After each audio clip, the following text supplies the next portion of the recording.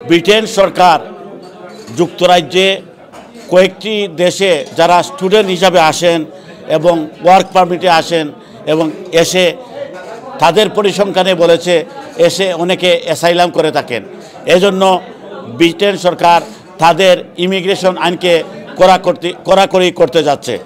কোন খবরে বলা হয়েছে, বিবিসির খবরে বলা হয়েছে 3টি দেশের জন্য ব্রিটেন সরকার যারা স্টুডেন্ট হিসাবে আসবেন অথবা ওয়ার্ক পারমিটে আসবেন তাদের ভিসা দেওয়ার ক্ষেত্রে আরও প্রচুর পর্যবেক্ষণ করবে। দেশ 3টি হচ্ছে পাকিস্তান, শ্রীলঙ্কা এবং নাইজেরিয়া। এ বিষয়ে আমরা কথা বলবো আইনজীবী ব্যারিস্টার মাহবুবুর রহমান সুমন সাহেবের সাথে, জানবো এই বিষয়টি কি এবং ইমিগ্রেশন আইনে এই 3টি দেশের উপর কেন সরকার কড়াকড়ি আরোপ করতে যাচ্ছে। একটি খবর দিয়েছে যে 3টি দেশের জন্য ব্রিটেন সরকার ইমিগ্রেশন কিছুটা কড়াকড়ি আরোপ করার পরিকল্পনা নিচ্ছে, সেটি বিষয়টি কি? ধন্যবাদ আপনাকে, আপনার দর্শকদেরকে। আপনি আসলেই শুনেছেন সঠিক এটা, যে ব্রিটিশ গভর্নমেন্ট হোম অফিস একটা আলোচনা চালিয়ে যাচ্ছে এবং আলটিমেটলি তারা এটা বাস্তবতার দিকে রূপ নিয়ে যাচ্ছে। সেটা হচ্ছে যে ইউকেতে যারা অনেকে স্টুডেন্ট ভিসায় অথবা ওয়ার্ক পারমিটে আসার পরে তারা অ্যাসাইলাম ক্লেম করেন অথবা ওভারস্টে হয়ে যান, সেই পরিসংখ্যান তারা হোম অফিস এটা একটা গবেষণা করছে। সেটা রেকর্ড থেকে জানা যাচ্ছে যে সেই 3টি দেশের মধ্যে প্রথম হচ্ছে পাকিস্তান, তারপরে হচ্ছে নাইজেরিয়া, তারপরে হচ্ছে শ্রীলঙ্কা। সে লাস্ট যে পরিসংখ্যানটা বিবিসির নিউজে আমরা দেখতে পেলাম, সেখানে পাকিস্তানের 10,500 লোক এসে অ্যাসাইলাম ক্লেম করেছে এবং নাইজেরিয়ার নিয়ারলি 3,000 এবং শ্রীলঙ্কারও 3,000। সো তাদের কথা হচ্ছে যে পয়েন্ট বেস সিস্টেমের কারণে ওয়ার্ক পারমিট এবং স্টুডেন্ট ভিসায় যে একটা স্পেসিফিক পয়েন্ট পাইলেই আপনাকে ভিসা দিতে বাধ্য, নর্মাল রুল, সারা দুনিয়ার জন্য সমান রুল।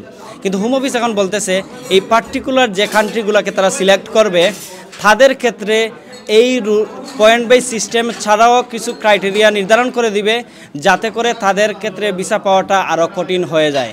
ফর এক্সাম্পল, এমন হইতে পারে এই পয়েন্ট বেস সিস্টেমে অ্যাপ্লিকেশন করেও তাদের ফেস টু ফেস ইন্টারভিউর ব্যবস্থা তারা করতে পারে, যে জেনুইন সে স্টুডেন্ট কিনা অথবা জেনুইন কোম্পানি থেকে কাজ করে আসতেছে কিনা।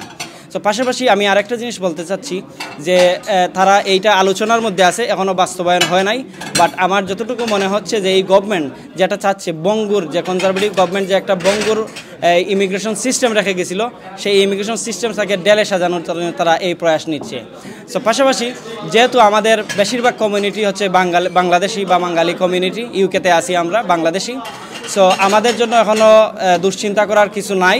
হাওয়েভার আমাদেরও পরিসংখ্যানের মধ্যে বাংলাদেশও উঠে এসেছে, কিন্তু বাংলাদেশ এখনও তারা লিস্টেড করে নাই বিবিসির নিউজে। বাট বাংলাদেশেরও আমরা জানি অনেকে আসেন স্টুডেন্ট ভিসায় অথবা ওয়ার্ক পারমিটে এসে অ্যাসাইলাম ক্লেম করেন। সো সেটার জন্য আসলে আমাদেরকেও আরও সতর্ক হতে হবে যারা বাংলাদেশ থেকে আসি, আমরা যাতে জেনুইনলি ওয়ার্ক পারমিটের জন্য আসি, অথবা যারা স্টুডেন্ট আসে তারা যেন জেনুইনলি পড়ালেখার জন্য আসে। প্রিয় দর্শক, আপনারা শুনলেন এই কনজারভেটিভ সরকারের রেখে যাওয়া বঙ্গুর ইমিগ্রেশন সিস্টেমকে টেনে ধরার জন্য লেবার সরকার কঠোর পদক্ষেপ নিচ্ছে। এই কঠোর পদক্ষেপের অংশ হিসাবে এই নতুন আইনটি তারা পরিকল্পনা করছে। M A Qayyum, Q news, যুক্তরাজ্য।